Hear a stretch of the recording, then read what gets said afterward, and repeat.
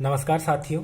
आप में से कुछ को पता होगा कि मैं हर रोज़ एक प्रिय कविता आप लोगों के साथ साझा कर रहा हूं और इस पॉडकास्ट की सीरीज़ का जो आज का एपिसोड है इसमें हिंदी या अंग्रेज़ी की कोई कविता ना पढ़कर मैं आपके साथ एक संस्कृत की कविता साझा करना चाहता हूं। जाहिर सी बात है इसका हिंदी अनुवाद जो है वो भी मैं आपको पढ़कर सुनाऊंगा। इसकी हिंदी अनुरचना मैं आपको पढ़कर सुनाऊंगा। आप हंसिएगा मत, मैं संस्कृत पढ़ने की कोशिश भर कर रहा हूँ। ये भर्तृहरि की त्रयोशतकीय से ली गई कविता है। आप सुनिए। क्षांतिश्चेत् कवचेन किम किमरिभि क्रोधो अस्ति चेदेधिनाम ज्ञातिष्वेदनलेन किम यदि सुहृदयधि व्यौषधे किम फलम किम सर्पे यदि दुर्जना किमु धनैर्विद्यान् वदया यदि व्रीड़ा चेत्किमु भूषणे सुकविता यद्यस्ति राज्येन किम। इसकी जो अनुरचना है, अनुवाद है, वो सुधीर रंजन सिंह ने की है। वो मैं पढ़ के आपको सुनाता हूँ। हो क्षमा तो कवच क्यों, किया क्रोध जरूरत क्या फिर शत्रु की। गोती पटैत हो भरे पड़े, आग यही जलने को काफी। हो अच्छे संगी साथी, दवा पास रखो ही क्यों। ज्ञान अगर है पा लिया, धन का फिर करोगे क्या। लोक लाज बची हो तुम में, तो आभूषण सब बेमतलब है। कर लेते तुम कविता अच्छी, राजपाट भी समझो फिर है बिल्कुल बेकार। इस कविता की जो आखिरी कुछ पंक्तियां हैं, सुकविता यद्यस्ति राज्येन किम, कर लेते तुम कविता अच्छी तो राजपाट क्यों चाहिए, राजपाट भी समझो फिर है बिल्कुल बेकार। ये भर्तृहरि की निजी अनुभव से ली गई बात है। ये भर्तृहरि का जिया हुआ सच है। आप में से कुछ लोग शायद जानते होंगे भर्तृहरि की कहानी, लेकिन मैं आपको फिर भी बताता हूँ क्योंकि ये किस्सा बहुत बहुत मज़ेदार है, बहुत रोचक है। तो भर्तृहरि उज्जैनी के राजा थे और ऐसा माना जाता है कि जो विक्रमादित्य, जिनके ऊपर विक्रम बेताल आदि जो लोक कथाएं बनी हैं, उस जो मिथकीय एक पात्र चरित्र है विक्रमादित्य, उनके भर्तृहरि बड़े भाई थे। तो हमें एग्जैक्टली पता नहीं भर्तृहरि कब जन्मे थे, वो कब रहे, किस किस शताब्दी में रहे, लेकिन वो 5वीं-6ठी शताब्दी के समय माने जाते हैं। इतिहासकार अक्सर उन्हें 5वीं-6ठी शताब्दी के ही एक कवि के रूप में प्लेस करते हैं। तो भर्तृहरि राजा थे और उनकी रानी थी पिंगला। तो भर्तृहरि को एक साधु ने एक फल ला कर दिया और राजा भर्तृहरि से कहा कि आप अगर ये फल खाते हैं तो आप अमर हो जाएंगे। आपको फिर किसी मतलब आप अजर अमर हो जाएंगे। आपको कभी आप ना कभी बूढ़ाएंगे ना आप कभी मरेंगे। तो भर्तृहरि को उन्होंने फल देकर कहा कि इसे आप खाइए। अब भर्तृहरि उस फल को लेकर सोचने लगे। उन्होंने सोचा कि इस फल को खाकर मैं क्या करूँगा, तो उन्होंने वो फल ले जाकर रानी पिंगला को दे दिया। उन्होंने कहा कि रानी तुम इतनी अच्छी हो, मैं तुमसे प्रेम करता हूँ, तुम इस फल को खाओ, तुम असली हकदार हो इस फल को खाने का। फिर रानी पिंगला को फल देकर राजा चले गए। अब रानी सोचने लगी कि मैं इस फल को खाकर क्या करूँगी। फिर वो फल लेकर कोतवाल के पास गई। वो कोतवाल से प्रेम करती थी। उन्होंने कोतवाल को जाकर कहा कि आप इस फल को खाइए, आप इतने नीतिज्ञ हैं, आप जस्ट हैं, आप हमेशा सही निर्णय लेते हैं, आपकी वजह से पूरे देश में व्यवस्था कायम है, तो आपको सबसे अधिक अधिकार है इस फल को खाने का, आप इसे खाइए। अब कोतवाल उस फल को लेकर सोच में पड़ गए कि इसका क्या किया जाए।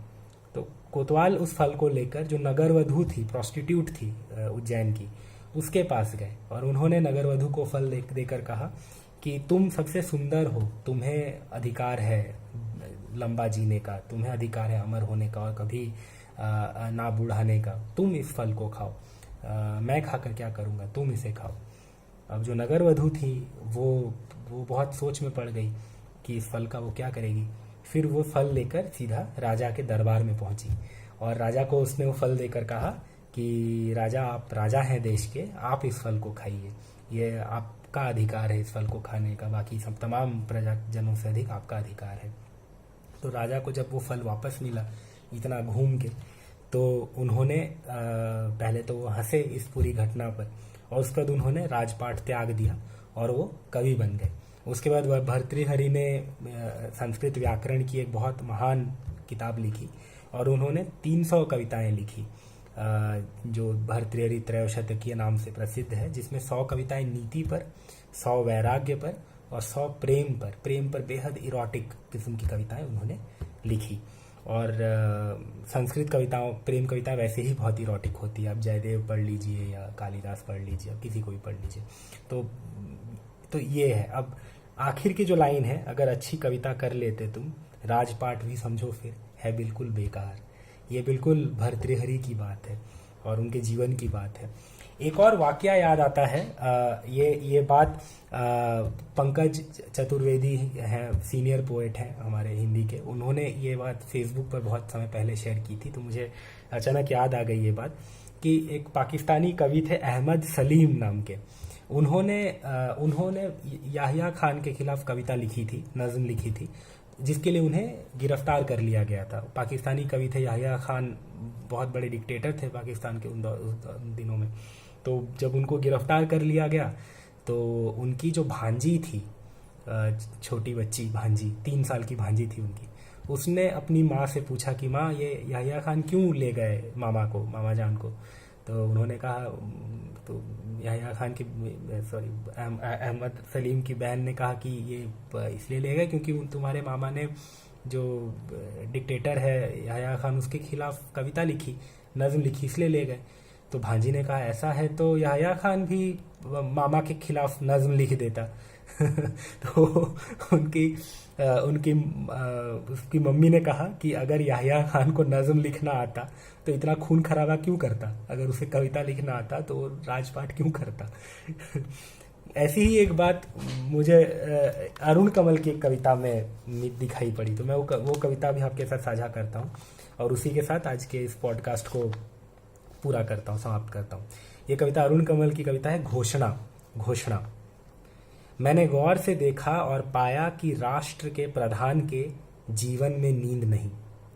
मंत्रिमंडल की बैठक हमेशा देर रात, हर जरूरी फैसला आधी रात के बाद, फौज की तैनाती का हुक्म 2:30 बजे रात, विरोधियों की नज़रबंदी का आदेश 2:45, चीनी पर टैक्स बढ़ाने का फैसला मध्य रात्रि के इर्द गिर्द, विदेश यात्रा की उड़ान रात 2 बजे, विदेशी मेहमान का विमान पत्तन पर स्वागत 3 बजे, हत्यारों से मंत्रणा किसी भी क्षण, जीवन में नींद नहीं।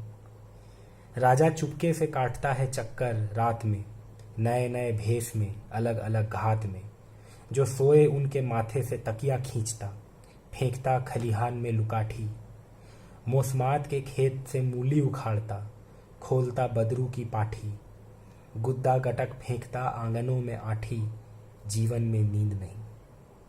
माना कि वहाँ बहुत उजाला है, फिर भी रात में रात तो है ही, और इधर आलम ये कि 9 बजते बजते ढेर, और इधर आलम ये कि 9 बजते बजते ढेर, और 10 तक तो देह के सारे पुर्जे खोल मैं विसर्जित हो जाता हूँ महासमुद्र में। सो मैं भारत का एक नागरिक एतद द्वारा घोषणा करता हूँ कि नींद मुझे राष्ट्र के सर्वोच्च पद से ज़्यादा प्यारी है। तो ये जो बात है कि अगर आप कविता लिख लेते, एक सामान्य जीवन जिसको दुनिया को देखने की अगर आपकी दृष्टि ही इतनी अगर वैसी है जो कवि की होती है, अगर वही आप पा ले जो अहमद सलीम की थी या जो अरुण कमल हासिल कर चुके हैं, तो या जो भर्तृहरि ने राजपाट छोड़ कर पाया, उसके सामने राजपाट कुछ नहीं होता।